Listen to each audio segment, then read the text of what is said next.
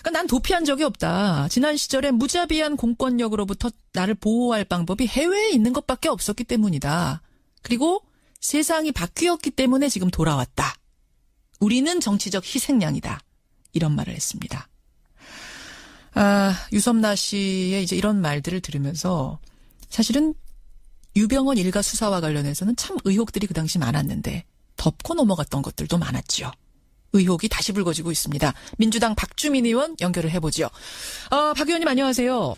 예, 안녕하십니까. 지난 3월에 그러니까 세월호 인양 절차가 막 시작됐을 때 저희 스튜디오에 출연하셨었잖아요. 네네. 그때 뭐라 그러셨냐면 차기 정부가 들어서면 유병헌 사망 사건도 다시 조사할 필요가 있다 그러셨어요. 네. 예, 제가 그때는 이제 짧게 듣고 넘어갔습니다만 어떤 의미로 그런 말씀하신 겁니까? 사실은 이제 세월호 참사 관련돼서 많은 의혹들이 아직도 의혹인 상태로 남아 있죠. 예. 그리고 국민분들이 가지고 계신 의혹 중에 또 한 부분이 유병헌 사망 그리고 청해진이라는 회사의 정체, 정치권과의 연계 가능성 이런 부분들입니다. 그래서 예. 그런 부분들도 빠짐없이 다시 조사될 필요가 있다. 그런 의미로 말씀드렸던 것입니다. 그런 의미로.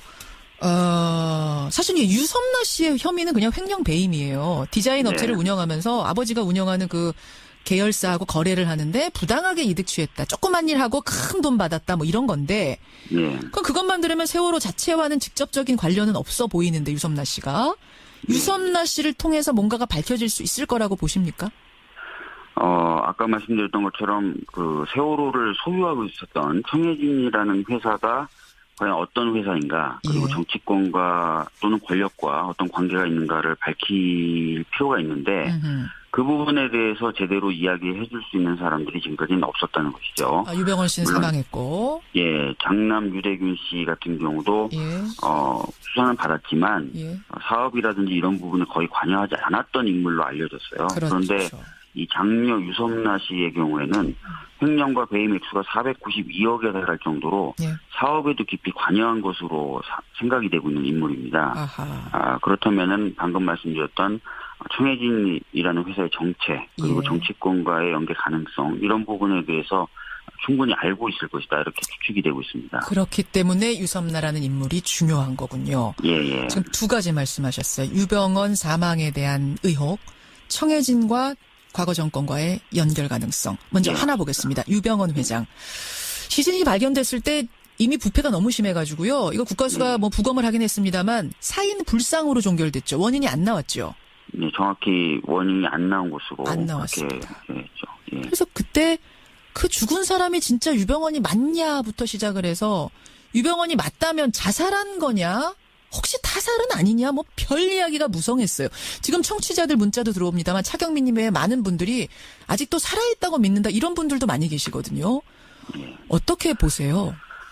저도 사실은 이 부분에 대해서는 그렇게 많은 정보를 가지고 있지 못합니다. 예. 그래서 섣불리 어떻다라고 말씀드리긴 어려운데요. 예. 바로 그런 부분이 유섬나 씨가 중요한 역할을 할 수 있는 거라고 생각합니다. 아까도 말씀드렸듯이 사업 관련돼서 많이 관여한 것으로 보여지기 때문에 예. 유병헌 사망한 것으로 보여지고 사망한 것으로 알려져 있는 유병헌 씨의 어떤 여러 사망이라든지 이런 여부에 대해서 예.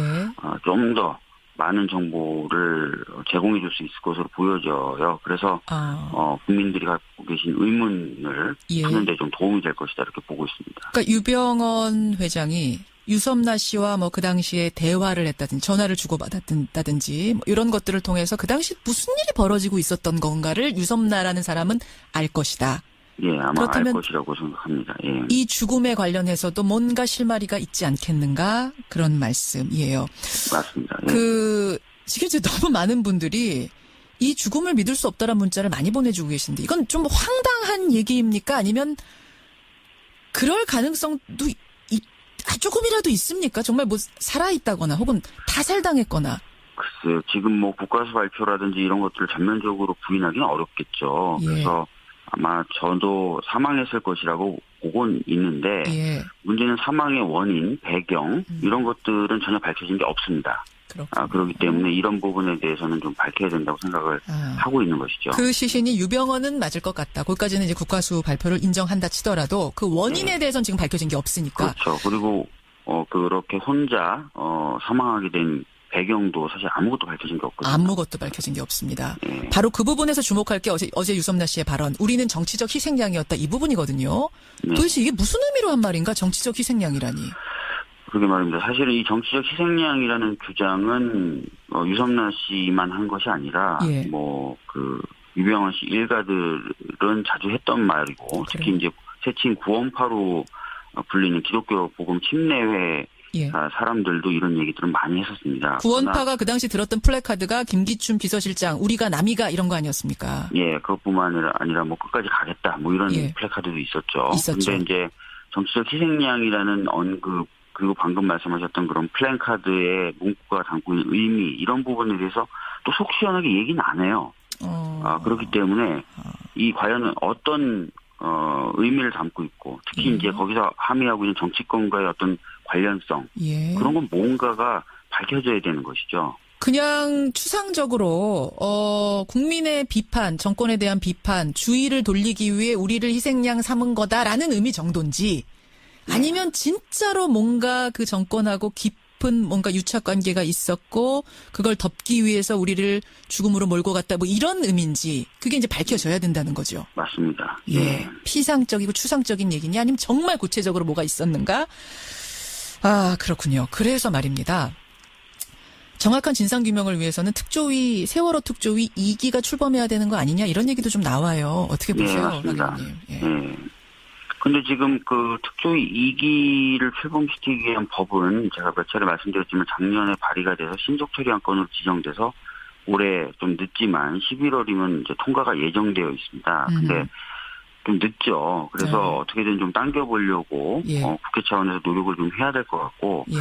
근데 이게 당기는 것이 이제 야당의 반대나 이런 것도 인해서 여의치가 않을 경우에는 문재인 대통령님의 이제 공약대로 좀 행정부 차원에서의 어떤 조사위원회 구축 이런 것들도 좀 고민이 돼야 됩니다. 예. 이게 단순히 정치적인 공세다 이렇게 야당들은 자꾸 반발하고 있는데 그게 아니라 실제로 국민분들이 많은 의혹을 가지고 계시거든요. 그리고 그런 의혹들 때문에 또 풀리지 않는 그런 모습들 이런 것들 때문에 우리 사회가 좀 안전하지 않다고 여전히 여기시는 분들도 많거든요. 그래서 이런 것들을 해소하기 위해서 반드시 입법 시기를 당기든지 아니면 행정부 차원에서 조사위원회가 만들어져야 된다고 생각합니다. 청취자 한 분이 이런 질문 주셨어요. 세월호 직원의 휴가나 수당 지급에 대해 왜 국정원에 보고를 했는지 이런 의혹 밝혀진 거 있습니까? 라고 박 의원님께 질문 주셨네요. 국정원 차원에서는 자기네들이 통상적인 보안 점검을 하면서 일부 지시사항은 내린 바가 있지만 실제로 그렇게 세세한 것까지 지시한 건 아니다라고 해명을 했는데 그래도 여전히 이제 풀리지 않는 부분들이 많죠. 왜 문건의 제목도 그럼 국정원 지적사항이었는지부터 시작해서 그리고 왜 국정원에게 사고가 나면 1차적인 보고 의무를 지게 만들어놨는지 등등등 아직 해결되지 않은 부분들이 있고요. 또 세월호라는 배 도입 배경, 운항 배경, 그리고 제주 해군기지로 가는 물량을 수주하게 된 배경이라든지 이런 것들에 대해서도 지금까지는 다 유병헌의 어떤 그 역할이다라고 많은 분들이 생각을 하거나 주장을 했는데 그렇죠. 그것과 다른 부분도 있을 수 있다는 것이죠. 그래서 그런 부분들 전부 좀 밝혀질 필요가 있다라고 보고 있습니다. 알겠습니다. 유섬나 씨의 송환, 귀국을 계기로 이 미스테리들이 좀 풀려가기를 기대하겠습니다. 박주민 의원 고맙습니다. 예, 감사합니다. 더불어민주당 박주민 의원이었습니다. 오늘도 해야 될 얘기가 굉장히 많습니다. 유병헌, 장녀, 유섬나. 자, 유섬나 씨에 대한 강제 송환이 6월 7일 날 있었습니다. 그래서 세월호 실소유주라고 불리우는 유병헌 전 세모그룹 회장의 장녀고요. 횡령 배임 혐의를 받고 있는 바로 그런 분이고 우리 방송으로도 지금 세월호 의혹 시리즈에서도 이야기를 좀 드린 적이 있고요. 실제로 그분의 이야기를 공항에 내려서는 인터뷰를 안 했는데 인천지검으로 압송이라고 표현하죠. 사극에도 많이 나오는다는데 압송해서 인천지검 앞에서 기자들과 한 3, 4분 인터뷰 비슷한 걸 했는데 제 느낌도 좀 비슷했어요. 그러니까 유섬나 씨가 말하는 게 억울함 같은 게 보이더라고요. 네. 왜 이렇게 늦게 들어왔냐 하는 거에 대한 부분은 어차피 박근혜 정권 때는 내가 들어와서 제대로 된 재판이랄까 수사를 받을 수 없다는 생각이 있어서 그랬다는 거예요. 정권도 바뀌었고 세상이 바뀌어서 이제는 정당하게 법의 처분 이런 걸 한번 받아보고 싶다. 이렇게 이야기를 하는 거고요. 그래서 제가 관련돼 있는 분들한테 나름대로 취재를 좀 해봤고요. 일단은 디자인 업체 모레알 디자인을 운영하면서 계열사 다판다로부터 컨설팅비 명목으로 48억 원을 지급받는 등 총 492원의 횡령 배임 혐의를 받고 있다. 이렇게 이야기를 했는데 그 부분에 대해서는 지금 제가 알고 있기 이런 거예요. 검찰이 지금까지 유섬나 씨의 횡령 배임 금액을 492원이라고 발표를 했는데 최근 확인한 결과로는 그게 45억으로 줄었습니다. 어떻게 이렇게 숫자 셈도 잘 못하는 거죠? 네, 실질적으로 횡령이나 배임이라는 그 범죄 행위 자체가 기업 외부에 있는 사람이 할 수 있는 게 아니잖아요. 그러니까 기업 내부에서 기업을 경영권을 가진 사람이 그리고 어떤 결제나 자금을 결정 판단하고 이렇게 집행할 수 있는 권한을 가진 사람이 어떤 자기 개인적인 이익을 위해서 내부자를 속이는 거죠. 그게 이제 횡령이나 배임인데 아무리 유선마 씨가 대주주라고는 하지만 경영하는 사람이 아니었잖아요. 외부에서 별도의 자회사든 어떤 제3회사든 만들어가지고 거래 방식으로 이제 움직이는 사람이었는데 그런 사람한테 횡령 배임이라는 논리 자체가 적용되는지도 저는 좀 의문스러워요. 실제로 유병헌 추적 드라마에서 우리가 느꼈던 거는 어떤 나쁜 이미지를 거기에 더 씌우고 그래서 그 사람들에게 어떤 시선을 쏠리게 만들고 악인 만들어서 시선을 돌리는 거거든요. 실제로는 당시에 박근혜 정부 또는 해경 여기에 대해 쏟아질 뭔가 국민들의 비난이 유병헌과 유병헌 가족 이렇게 지금 썰려듣게 만들었던 그 사건이에요. 그 사건이 지금 정권도 바뀌었고 3년도 훨씬 지난 뒤에 유승남 씨가 들어왔는데 그래서 저거 검찰의 수사 방향 자체가 나간 그 세월호 의혹 시리즈 2닷에 이제 다시 세월호다 세 번째 네 번째 방송에서 그런 얘기를 하고 있는 건데요. 검찰이 하는 수사 방향이 오히려 누구에 의해서 컨트롤이 됐건 그게 황교안이건 뭐 우병우 간에 그 방향이 오히려 그들이 숨기고 싶어하는 반대 방향에 있는 거다. 저는 그렇게 보는 상황이었거든요. 그러니까 실제로 유병헌 같은 경우도 지금 정부에 의해서 정부가 유병헌 회장에게 추징금 한 대부분도 있죠. 그게 사실은 거의 대부분이 은행에 이미 압류되어 있는 상태예요. 은행이 받아야 될 돈이었다고. 정부가 유병헌 회장으로부터 받아야 될 돈이 사실 없고요. 그리고 다시 말씀드리지만 언론들은 되게 묘합니다. 유섬나 씨가 들어온다고 하니까 하는 이야기가 초호화 생활을 했던 유섬나 이렇게 얘기해요. 초호화 생활. 나쁜 이미지 먼저 줘요. 왜? 그렇게 많이 죽어갔는데 그래도 나쁜 유병헌의 나쁜 장녀인 유섬나는 초호화 생활을 이어갔다. 이런 방식으로 몰고 가려고 하는 거거든요. 그 자체가 좀 잘못된 부분이 분명히 있는 거고 당시에 언론에 막 뭔가가 드러날 때는 딱 10배 정도잖아요. 492억 원인데 처음에 소환 요청할 때는 87억인가로 소환 요청하고 지금 현재에 와서는 그 금액이 45억으로 줄어들고 근데 야수님이 말씀하셨지만 횡령비 배임이라고 하는 것은요. 이걸 어떻게 꼴 수 있냐면 대주주이거나 또는 뭐 주식을 갖고 있거나 또는 내가 CEO로서 그 수익 배분함에 있어서 규정대로 하는 경우 있잖아요. 네. 그러니까 이익금의 얼마, 주식의 배당금의 얼마 해가지고 어떤 경우에는 그 규정에 의해서 수익금의 일부를 이렇게 가져왔는데 아까 말한 것처럼 이게 47억 원이라고 했잖아요. 이 회사가 얼마나 큰지는 정확히 모르겠습니다만 그런 것들을 다 이렇게 저렇게 해서 가져가고 뭐 한 거를 전부 다 도둑질한 돈으로 만들어버리는 그 스킬인데 그게 이제 법의 교묘한 그 경계선상에 있는 게 있어요. 요거를 정당한 수익금으로 분배해 간 걸로 볼 것이냐 아니면은 회사를 운영하기 위한 자금으로 킵해둔 걸로 볼 것이냐 여러 가지 그 기준이 있을 거 아니에요. 기준이랄까 그 경계선이 있을 거 아니에요. 그걸 애매모호하게 만들어가지고 딱 그 사람 찍어가지고 횡령비 배임 이렇게 실제로 이거 법원에 가면요 그냥 무죄 나오는 겁니다. 네. 법무부가 지금 보낸 보도자료를 보면 여러 가지가 나오는데 그동안 일지 같은 게 나와요. 근데 유섬나는 인터뷰에서 그랬어요. 실제로 검찰로부터 저는 편지 한 장 받은 적이 없다. 한국으로 들어오라고 이렇게 촉구하거나 이런 소환장 같은 거 있잖아요. 소환장 같은 걸 받은 적이 하나도 없다. 그래서 유섬나 씨는 한번 잡혀요. 2014년 5월에 월 1,000만 원을 내고 있다는 그 아파트에서 잡혀서 구치소에서 감금을 1년 5개월 정도를 합니다. 예. 그런 다음에 조건부 석방해서 남은 기간을 지내다가 지금 들어온 거거든요. 그래서 이분이 뭐 3년 내내 초호화 아파트에 있었다. 이거는 사실이 아니고요. 사실 이분이 있었던 아파트는 굉장히 좋은 아파트인 건 맞아요. 정확하다면 이게 사실이라면 그 샹젤리제 거리에서도 그 뒤편 쪽으로 해서 골든 트라이앵글이라고 하는 주거 지역이 있는데 여기는 굉장히 서민은 살 수 없는 그런 곳이거든요. 그런 데가 있어요? 네. 돈 많은 사람이 거기서 뭐 자기 돈 가지고 산다는데. 그러니까 뭐 몇십억, 몇백억 이렇게 버는 사람들이라면 뭐 그게 문제가 되지는 않고요. 그런 거 그렇게 돼버리는 거 똑같아. 박근혜 씨 삼성동에서 초호화 생활 기업들한테 돈 받아서 이렇게 할 수도 있는 거예요. 이거는 나쁜 프레임이라고 보고요. 실제로 지금 검찰은 조사를 받아야 되는 게 본인들이 세월호 사건 나고 나서 했던 수사에 대한 일종의 마무리 작업 같은 거라고 볼 수 있는데 굉장히 난감해질 가능성이 높아요. 종편에 나오는 변호사가 이렇게 얘기하더라고요.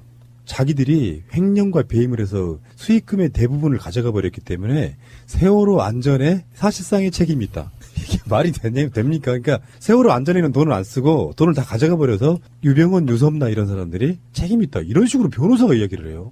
법적으로 무슨 문제가 있는 건데? 그러면은 SK가 그 통신 요금을 계속 높이는 이유가 주주들 책임이라는 거예요? 그렇죠. 배당금을 받아야 되는 입장에서. 배당금 가져가는 주주들 때문에 요금이 올라간다는 거잖아요. 그건 뭐 개똥만 그런 사람이 변호사 하는 거면은 저도 하고 싶네요. 어디서 이렇게 100원짜리 하나 딱지 주고 살 수 있을 것 같아요.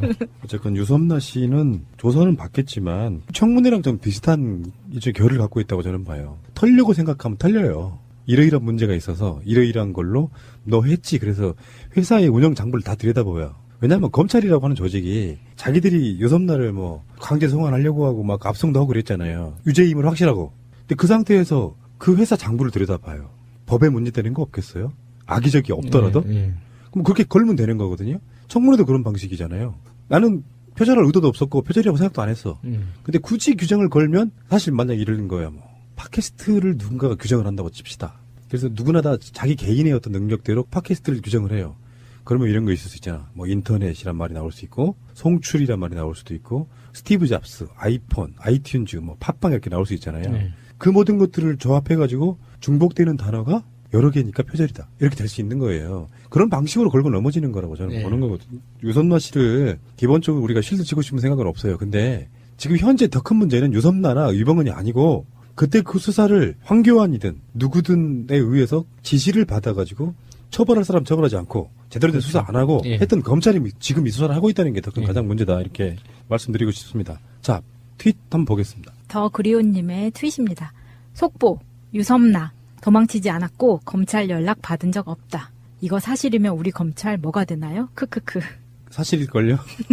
유족들한테 미안한 거 없냐 이렇게 물으니까 막 펑펑 울더라고요. 네, 물이 닿을 때마다 가슴이 아팠다고. 어쩌면 우리가 알고 있는 것들이 정반대의 진실에 가려져 있는 경우는 꽤 많습니다. 그러니까 한 3년쯤 고정사실화 돼버린 사실은 법정에서 반전이 나오지 않는 한 유섬나는 아직도 뭔가 유병헌에 의해서 뭐 세월호 아이들을 죽인 뭐 그런 공범 중에 한 명으로 인식될 가능성이 전 되게 높다는 생각이 들어서 한번 기존의 언론들과 다른 이야기를 한번 해봤습니다. 깨시민 예언중, 생명 존중, 행복 공존이라는 분이 그 유섬나 씨가 세월호 생각하면 가슴 아프다 이 기사를 링크해서 거기 코멘트 달아주신 게 고양이 쥐 생각, 이명박 박근혜 생각, 박근혜 최순실 생각 같은 소리하고 자빠졌다 정말이라고 하셨는데 저는 조금 다른 이야기를 하고 싶어서 이거를 좀 읽어드렸어요.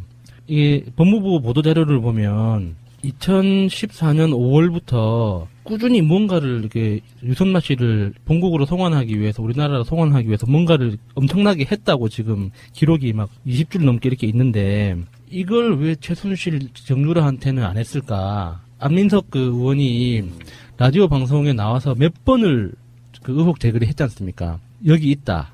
그리고 지금 다른 나라로 옮겨서 지금 운둔 중이다. 법무부든 검찰이든 빨리 독일 검찰과 협조해서 빨리 송환하도록 조치를 취해라. 근데 몇 달 동안 아무것도 안 했거든요. 맞아요. 그랬다고 저도 들었어요.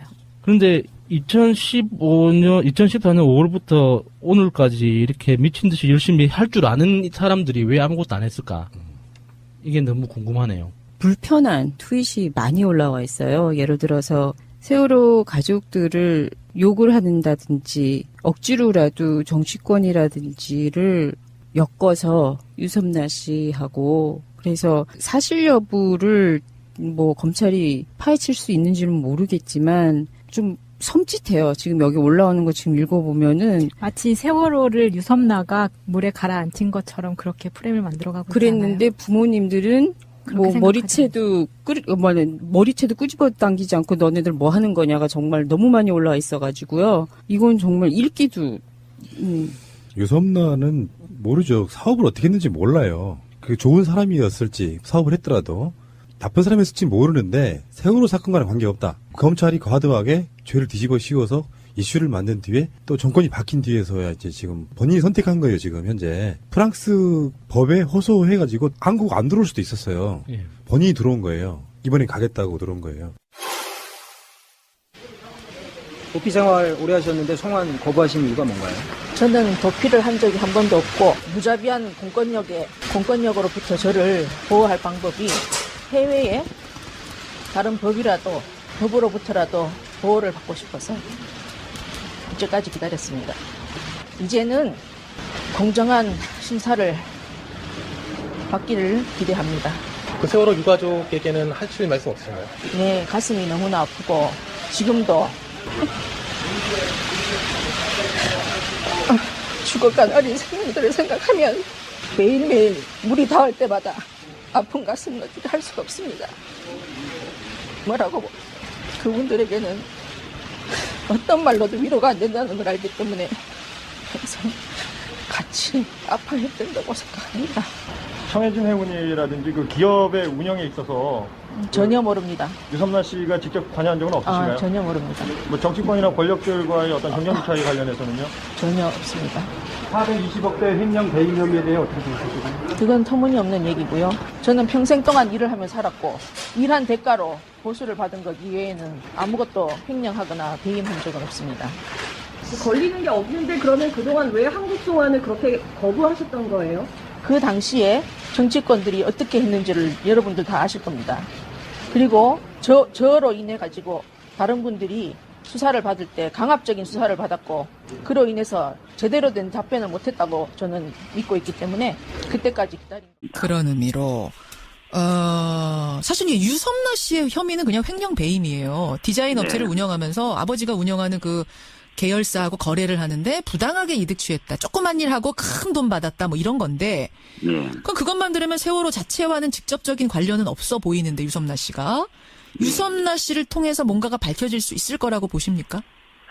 아까 말씀드렸던 것처럼 그 세월호를 소유하고 있었던 청해진이라는 회사가 과연 어떤 회사인가, 그리고 정치권과 또는 권력과 어떤 관계가 있는가를 밝힐 필요가 있는데 그 부분에 대해서 제대로 이야기해 줄 수 있는 사람들이 지금까지는 없었다는 것이죠. 유병헌 씨는 사망했고.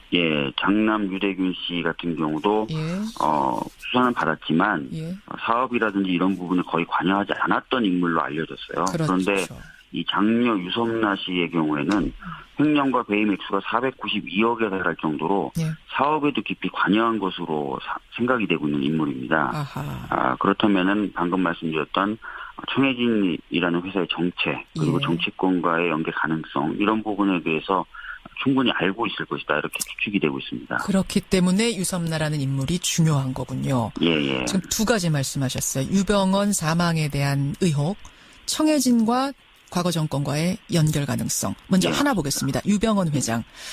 시신이 발견됐을 때 이미 부패가 너무 심해가지고요. 이거 국가수가 뭐 부검을 하긴 했습니다만 사인 불상으로 종결됐죠. 원인이 안 나왔죠. 네, 정확히 원인이 안 나온 것으로 안 나왔습니다. 했죠. 그래서 그때 그 죽은 사람이 진짜 유병헌이 맞냐부터 시작을 해서 유병헌이 맞다면 자살한 거냐? 혹시 타살은 아니냐? 뭐 별 이야기가 무성했어요. 지금 청취자들 문자도 들어옵니다만 차경민 외에 많은 분들이 아직도 살아있다고 믿는다 이런 분들도 많이 계시거든요. 어떻게 보세요? 저도 사실은 이 부분에 대해서는 그렇게 많은 정보를 가지고 있진 못합니다. 그래서 섣불리 어떻다라고 말씀드리긴 어려운데요. 바로 그런 부분이 유섬나 씨가 중요한 역할을 할 수 있는 거라고 생각합니다. 아까도 말씀드렸듯이 사업 관련돼서 많이 관여한 것으로 보여지기 때문에 유병헌 사망한 것으로 보여지고 사망한 것으로 알려져 있는 유병헌 씨의 어떤 여러 사망이라든지 이런 여부에 대해서 좀 더 많은 정보를 제공해 줄 수 있을 것으로 보여져요. 그래서 국민들이 도대체 이게 무슨 의미로 한 말인가? 정치적 희생양이라니. 그러게 말입니다. 사실은 이 정치적 희생양이라는 규정은 유섬나 씨만 한 것이 아니라 유병헌 씨 일가들은 자주 했던 말이고 특히 이제 세칭 구원파로 불리는 기독교 복음 침례회 사람들도 이런 얘기들은 많이 했었습니다. 구원파가 그 당시 들었던 플래카드가 김기춘 비서실장 우리가 남이가 이런 거 아니었습니까? 그것뿐만 아니라 뭐 끝까지 가겠다 뭐 이런 플래카드도 있었죠. 근데 이제 정치적 희생양이라는 언급, 그리고 방금 말씀하셨던 그런 플랜카드의 문구가 담고 있는 의미, 이런 부분에 대해서 또 속 시원하게 얘기는 안 해요. 그렇기 때문에 이 과연 어떤 의미를 담고 있고, 특히 이제 거기서 함의하고 있는 정치권과의 어떤 관련성, 그런 건 뭔가가 밝혀져야 되는 것이죠. 그냥 추상적으로 국민의 비판, 정권에 대한 비판, 주의를 돌리기 위해 우리를 희생양 삼은 거다라는 의미 정도인지, 아니면 진짜로 뭔가 그 정권하고 깊은 뭔가 유착 관계가 있었고 그걸 덮기 위해서 우리를 죽음으로 몰고 갔다, 뭐 이런 의미인지 그게 이제 밝혀져야 된다는 거죠. 맞습니다. 예. 피상적이고 추상적인 얘기냐, 아니면 정말 구체적으로 뭐가 있었는가? 그러니까 난 도피한 적이 없다. 지난 시절에 무자비한 공권력으로부터 나를 보호할 방법이 해외에 있는 것밖에 없었기 때문이다. 그리고 세상이 바뀌었기 때문에 지금 돌아왔다. 우리는 정치적 희생양이다. 이런 말을 했습니다. 유섬나 씨의 이제 이런 말들을 들으면서 사실은 유병헌 일가 수사와 관련해서는 참 의혹들이 그 당시 많았는데 덮고 넘어갔던 것들도 많았죠. 의혹이 다시 불거지고 있습니다. 민주당 박주민 의원 연결을 해보죠. 박 의원님 안녕하세요. 네, 안녕하십니까. 지난 3월에 그러니까 세월호 인양 절차가 막 시작됐을 때 저희 스튜디오에 출연하셨었잖아요. 네네. 그때 뭐라 그러셨냐면 차기 정부가 들어서면 유병헌 사망 사건도 다시 조사할 필요가 있다 그러셨어요. 네. 예, 제가 그때는 이제 짧게 듣고 넘어갔습니다만 어떤 의미로 그런 말씀하신 겁니까? 사실은 이제 세월호 참사 관련돼서 많은 의혹들이 아직도 의혹인 상태로 남아 있죠. 예. 그리고 국민분들이 가지고 계신 의혹 중에 또 한 부분이 유병헌 사망, 그리고 청해진이라는 회사의 정체, 정치권과의 연계 가능성, 이런 부분들입니다. 그래서 그런 부분들도 빠짐없이 다시 조사될 필요가 있다. 그런 의미로 말씀드렸던 것입니다. 갖고 계신 의문을 푸는 데 좀 도움이 될 것이다. 이렇게 보고 있습니다. 그러니까 유병헌 회장이 유섬나 씨와 뭐 그 당시에 대화를 했다든지 전화를 주고받았다든지 뭐 이런 것들을 통해서 그 당시 무슨 일이 벌어지고 있었던 건가를 유섬나라는 사람은 알 것이다. 예, 아마 알 것이라고 생각합니다. 예. 이 죽음에 관련해서도 뭔가 실마리가 있지 않겠는가, 그런 말씀이에요. 맞습니다. 예. 지금 이제 너무 많은 분들이 이 죽음을 믿을 수 없다라는 문자를 많이 보내주고 계신데 이건 좀 황당한 얘기입니까? 아니면 그럴 가능성도 조금이라도 있습니까? 정말 뭐 살아있다거나 혹은 타살당했거나. 글쎄요. 지금 뭐 국가수 발표라든지 이런 것들을 전면적으로 부인하기는 어렵겠죠. 예. 그래서 아마 저도 사망했을 것이라고 보고는 있는데 문제는 사망의 원인, 배경 이런 것들은 전혀 밝혀진 게 없습니다.